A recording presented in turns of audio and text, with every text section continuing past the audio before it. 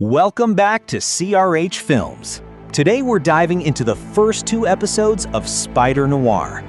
Private Eye Ben Reilly takes on a string of mysterious cases, only to discover that something far darker than ordinary street crime is pulling the strings. To survive and get to the bottom of this, he'll have to make a truly difficult choice. Now you're gonna burn. The action kicks off in an alternate Great Depression-era New York. Back in the day, a vigilante known as the Spider prowled these alleys. He cleaned up crime faster than the cops and hit way harder than the law. But his fiance's death broke him. Now he's just an average PI named Ben Reilly. He scrapes by on penny-ante gigs, mostly just glad his tight suit isn't chafing him anymore. Fast forward 5 years. A mysterious guy named Winston hires Reilly to track down a man named Edison. The trail leads Ben to an oil refinery. Right then, he spots his rival, Patrick Donegal. Donegal backs the target into a corner.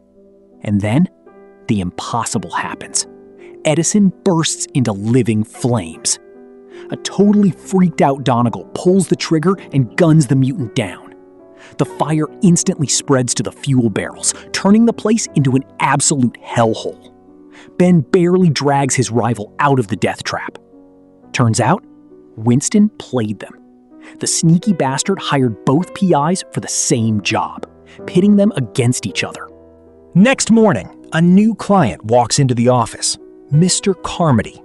He suspects his wife is cheating and wants her tailed. He even hands over the time and place of her secret rendezvous. Ben takes the gig. While waiting for nightfall, he meets up with an old buddy, reporter Robbie Robertson. The journalist knows exactly who hides behind the spider mask. He begs his friend to make a comeback. A ruthless crime boss named Silvermane is taking over the city, and things are going south fast. Reilly drops by Donegal's place to talk about the Edison mess. Right after, he heads to the address Carmody gave him. The cheating wife just pulled up. Figuring out her floor, the PI scales the fire escape. With the grace of a potato sack, he reaches the window and snaps some pictures.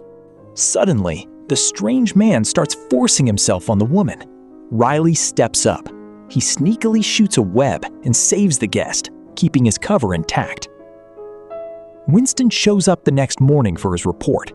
After hearing about Edison's fiery end, the PI jacks up his fee to punish the guy for the setup. The pissed-off merc storms out, totally oblivious that Donegal is already tailing him. Later, Ben and his partner sneak into Silvermane's burnt-down estate. Laying low, they eavesdrop on the mobster and his crew. The boss is furious. He wants the guy who sent the fire mutant dead. Donegal wants to sell this intel to the mob, but Ben shuts it down. You don't play games with Silvermane and live to tell the tale. Meanwhile, Janet the secretary develops yesterday's photos and spots a crazy detail. The mystery woman wasn't meeting a lover. She was meeting Mayor Morris himself. Reilly figures it out. Carmody lied to get dirt on the politician. The PI gives him a taste of his own medicine, claiming he didn't find a thing. Looking to cash in on the scandalous pics, Ben meets Robbie at the morgue.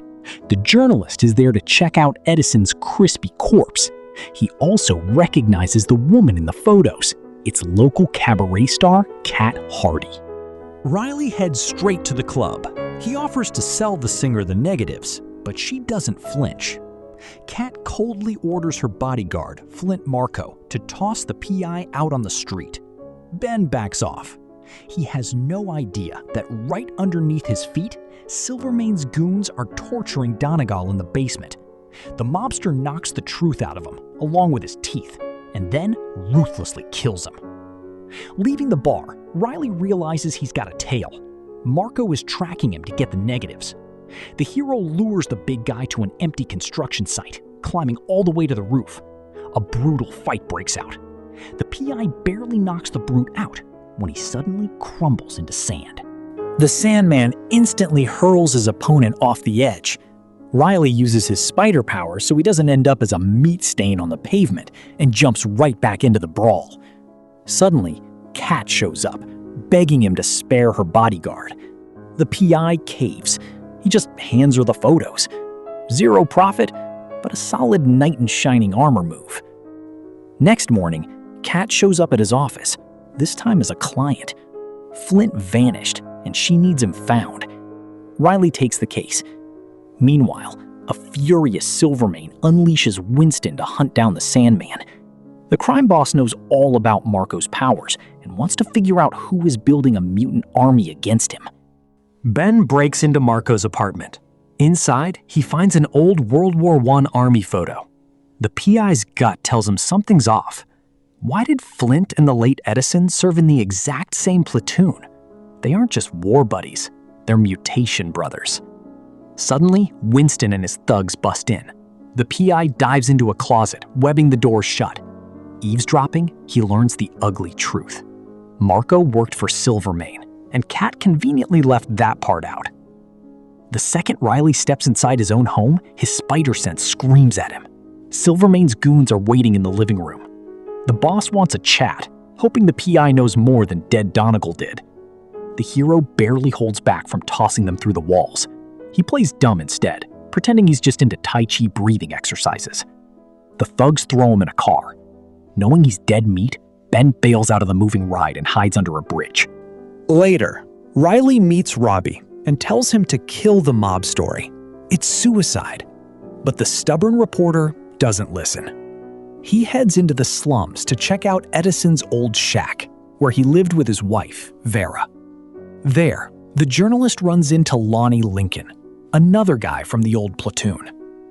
Robbie finds out the widow just moved out. Checking the walls, the reporter spots scorched handprints. Clearly, Edison struggled to keep his fire under control. Back at the office, Ben finds the place trashed. Silvermane's guys scared the hell out of Janet. Knowing this case is a death sentence, the secretary quits. A broken Riley heads to his old apartment. Dressed as a plumber, he sneaks into the new tenant's bathroom. He smashes open the wall and pulls out a battered suitcase. His old spider suit is right inside. The reporter tracks down Vera in a cheap motel.